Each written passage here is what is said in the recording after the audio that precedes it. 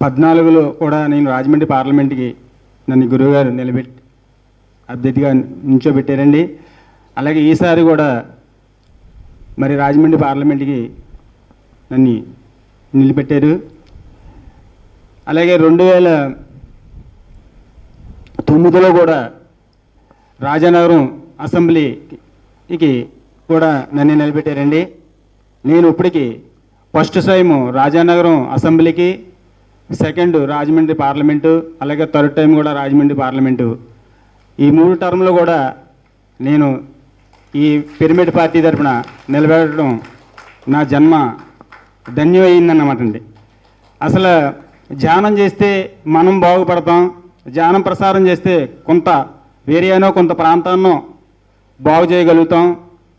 కానీ పిరమిడ్ పార్టీలో నిలబెడితే మొత్తం యావత్ ప్రపంచానికి కూడా ఇది సూచిక అవుతుందని నా స్వానుభవంతో, చాలా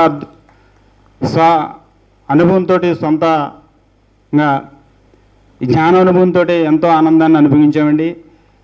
మరి పిరమిడ్ పార్టీ తరఫున పోటీ చేయడం అంటే అది నిజంగా మన జన్మ అదృష్టంగా భావించి ముందుకు వెళ్ళుకుంటూ వెళ్ళామండి. ఇప్పుడు సార్ జగపతిరాజు గారు చెప్పినట్టుగా ఈసారి అనుభవం ఏంటంటే, ఈసారి తూర్పుగోదావరి జిల్లాలో ఒక రాజమండ్రి ప్రాంతంలో ఒక జిల్లా కేంద్రంగా మేమే స్థాపించి ఈ రోజు నుంచి ఏదైతే మరి మనకి కావాల్సింది, ప్రజలకి ఏదైతే అవసరమో నీరు, గాలి స్వేచ్ఛగా అందించాలంటే చేయవలసిన బాధ్యత, రెస్పాన్సిబిలిటీ అన్నారు. పిరమిడ్ మాస్టర్కే ఉందండి ఆ రెస్పాన్సిబిలిటీ.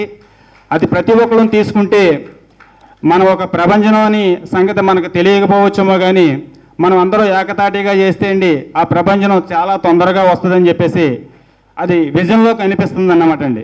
మనం అందరూ ఏకతాటిగా చేస్తే ప్రతి ఒక్కళ్ళు పిరమిడ్ మాస్టర్ కూడా ఆ రెస్పాన్సిబిలిటీని పాటించినట్లయితే చాలా తొందరగా మనం అవుతామని చెప్పేసి అనిపిస్తుందండి. అది ఖచ్చితంగా మనం అందరం తీసుకొని చేయాలని, అదేదో ముందుగా మేమే ఈస్ట్ గోదావరిలో స్థాపించి జగపతిరాజు గారితో మాట్లాడి ఆయన సార్ చెప్పడం మేము ఓకే అన్నాం.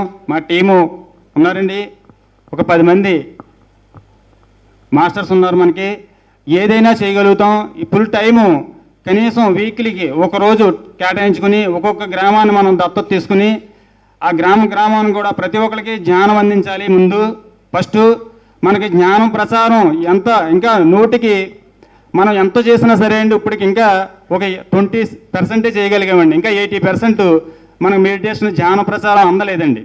నిజంగా ఒక 50% పైగా మనం ధ్యాన ప్రసారం చేయగలిగినట్టయితే మన పిరమిడ్ పార్టీ అనేది మన ఇంట్లో కూర్చుంటే అయిపోయే స్థితి కల్పిస్తారనమాట అండి. అంత తెలియనట్టు వాళ్ళు చాలామంది ఉన్నారండి. ఆ రెస్పాన్సిబిలిటీ మనం అందరం తీసుకోవాలి.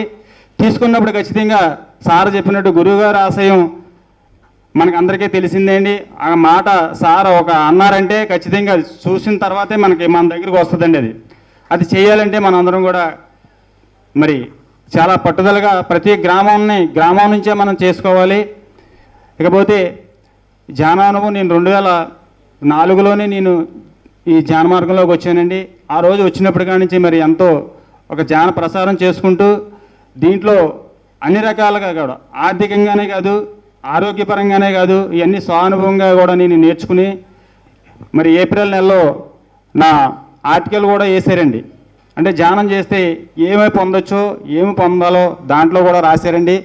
చూడనంటే వాళ్ళు ఎవరన్నా ఉంటే ధ్యానాంధ్రప్రదేశ్లో ధ్యాన జగత్తులో ఏప్రిల్ నెలలో చిన్న ఆర్టికల్ వేశారండి, అది కూడా చూడండి. అంటే ఒక మనిషిని సాధారణమైన ఒక మనిషిని మాధవుడయ్యే స్థితికి వెళ్ళాలి అంటే ఒక సాధన అని చెప్పేసి స్వానుభవంతో దాంట్లో రాయడం జరిగిందండి. ఇంకా ఎంత అద్భుతమో ఇక్కడ మాస్టర్లందరికీ తెలుసు. ఎంత అదృష్టం మనకి దక్కింది, ఇది మనం సద్వినియోగం చేసుకోవాలని చెప్పేసి మన ఆశయం అండి. గురువుగారు ఏం చెప్తే చేయడమే మన డ్యూటీ అని ఏం చెప్తే చేసినంత వాళ్ళకే ఆ అనుభవం, ఆ ఫలితం వస్తుందని చెప్పేసి ఇంత అవకాశం ఇచ్చినందుకు మరి ఇక్కడ మన పితామహ బెమ్మరస్ పత్రిజీ గారికి పాదాభివందనాలు చేసుకుంటూ ఇక్కడ వచ్చిన మాస్టర్ అందరికీ, సీనియర్ మాస్టర్లకి అందరికీ కూడా మరి ధన్యవాదాలు చెప్పుకుంటూ థ్యాంక్ యూ.